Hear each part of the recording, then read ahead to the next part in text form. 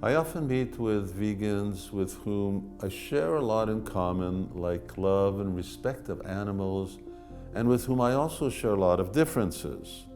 Now, one fundamental difference is the role of God in God's master plan for the interaction of species, animal and human. To my mind, whether one follows a strictly plant-based diet for health or one is a vegan because they don't want to exploit animals, both groups have difficulty in being a theist. The reason I say that is because world scriptures describe God's creation as one in which humans may engage animals for a common good, which clearly excludes killing and eating animals.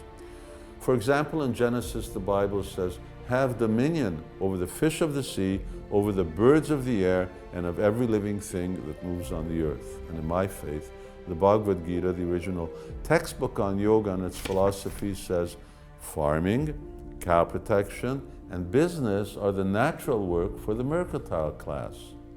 Now, what to speak of the fact that Krishna, the speaker of the Gita, accepted by over 1 billion people around the world as the supreme, is revered as an eternal cowherd?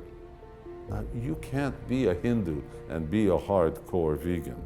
So, my objection is that unless they shun milk products only when those are connected to the meat industry, vegans can hardly reconcile God's plan for man and beast to share a non-violent but mutually beneficial relationship. Dairy products are food ordained by God for man, and that's why cows give milk beyond the needs of their calves. In return, man builds barns to protect cows from the elements. And because the Gita says Go Raksha, cow protection, humans of reason understand that cows aren't meant to be machine milked, what to speak of slaughtered. Vegans sometimes argue that cows and bulls were domesticated at some time, but the scriptures of my faith describe cows as animals created domestic, not wild. It says Yatra Dharma Duga Bhumi Sarva Kama Duga Sate. The entire earth came to be like the milk-producing cow.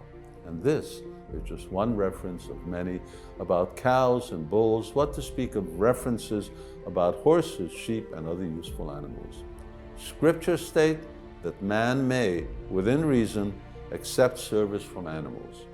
If a vegan rejects God and creation, that's another thing.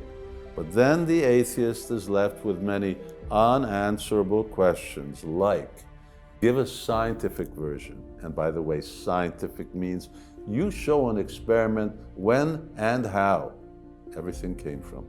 Or to avid vegans, we ask, if you don't accept service from animals in exchange for your serving them, why accept service from humans in so many aspects of your life?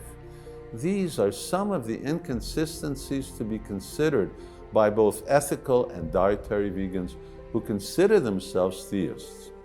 But by comparison to such inconsistencies, the match of vegetarian and theist is highly compatible.